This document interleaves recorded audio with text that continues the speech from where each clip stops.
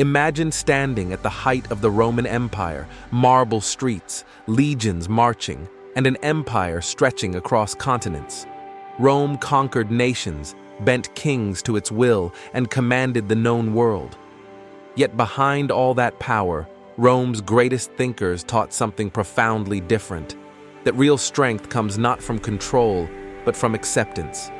To the Stoics, fate, fatum, was not an enemy to fight, but a teacher to understand. The more you tried to bend life to your desires, the more it broke you. But when you learned to flow with it, you became untouchable. This was the Stoic secret, a philosophy that transformed emperors, soldiers, and slaves alike. But why did one of the most powerful civilizations in history build its wisdom on surrender? Why did Rome, master of the material world, choose to accept what it could not change? Chapter 1. The birth of a philosophy of control through surrender. To understand Stoicism's obsession with fate, we must go back to its origins, not in Rome, but in Greece, around 300 BCE.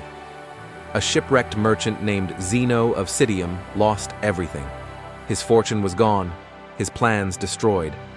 But rather than despair, he wandered into a bookshop and read about Socrates, a man who had faced death with calm.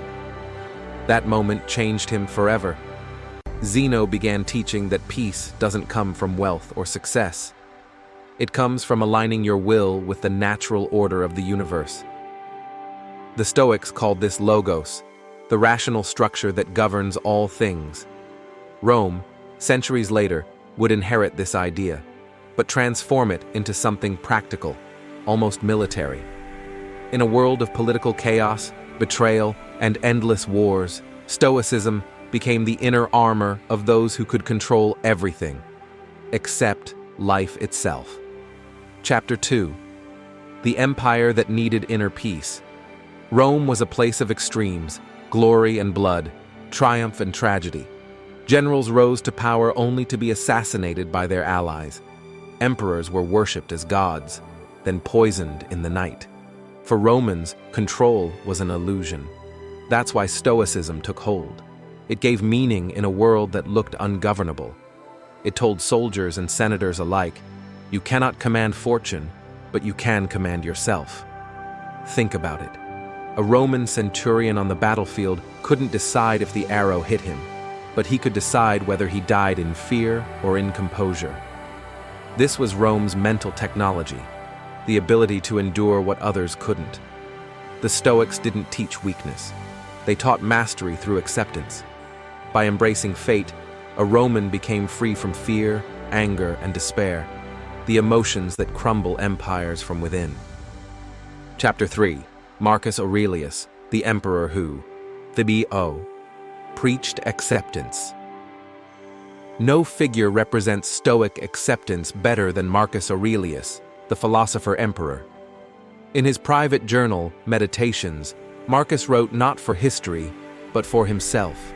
Reminders whispered to his soul as the world fell apart around him. Accept whatever comes to you woven in the pattern of your destiny for what could more aptly fit your needs. This wasn't resignation. It was resilience. As emperor, he faced war, betrayal, plague, and the death of his children, yet never lost his composure. Why? Because he believed that fate was nature's will, and nature was never cruel, only necessary. Marcus's philosophy wasn't about blind obedience. It was about rational acceptance. He saw the universe as a vast organism, every event, even tragedy, playing its part in a greater order we can't yet see. In his view, resisting fate was like a hand rebelling against the body it belongs to. Chapter 4. Fate and Freedom. The Stoic Paradox. Here lies the great paradox at the heart of Stoicism. How can you believe in fate and still speak of freedom? The Stoics solved it elegantly. You can't control external events, but you can control your judgment about them. The world will unfold as it must, but you decide whether to suffer or to learn.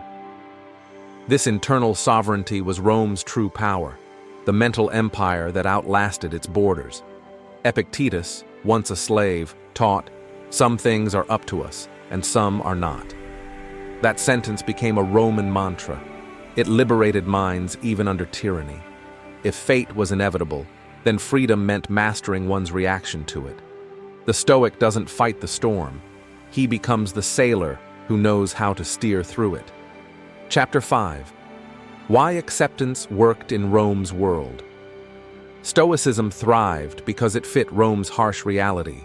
Rome was a machine that demanded endurance. Whether soldier, statesman, or servant, survival meant composure. Life could change overnight, victory to exile, triumph to execution. So Romans found comfort in a worldview that said, if it happens, it was meant to. If it was meant to, it cannot harm your soul. This gave Rome moral armor. It created leaders who could act decisively, yet remain emotionally calm, the ultimate strength in a world ruled by chaos. Unlike modern self-help philosophies that preach manifesting or attracting outcomes, Stoicism was about letting go of what you can't control and mastering what you can. Your will, your perception, your discipline. The Romans didn't see this as passive surrender. They saw it as intellectual dominance, the ability to stay calm while others broke. Chapter 6. The Stoic Mindset in Modern Life.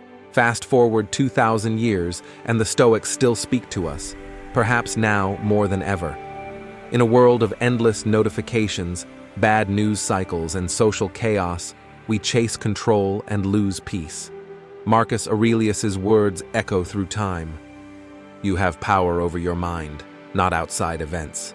Realize this, and you will find strength. Acceptance doesn't mean apathy, it means clarity. When you stop demanding that the world bend to your will, you begin to see it clearly. That's when wise action becomes possible. Whether facing a job loss, heartbreak, or failure, the Stoic lesson remains the same. Don't resist the tide. Learn to sail it. To accept fate is to stop wasting energy fighting what already is, and instead, to direct that energy into becoming who you're meant to be. Chapter 7. Fate, God, and Nature, the Cosmic Stoic View. For the Stoics, fate wasn't random. It was divine order, not a god with emotions, but a rational force guiding the universe. They saw themselves as threads in a cosmic tapestry. You cannot choose your position in the pattern, only how brightly you shine within it. In this view, suffering itself had purpose. If a soldier endures pain, it strengthens him. If a citizen faces loss, it humbles him. Every trial, every misfortune was training for the soul, a lesson in harmony with nature's will. And so, when Romans accepted fate, they weren't giving up. They were joining the rhythm of existence itself. Chapter 8. The Death of an Empire, the Survival of a Philosophy. The Roman Empire eventually fell to invaders, corruption, and time. But Stoicism survived.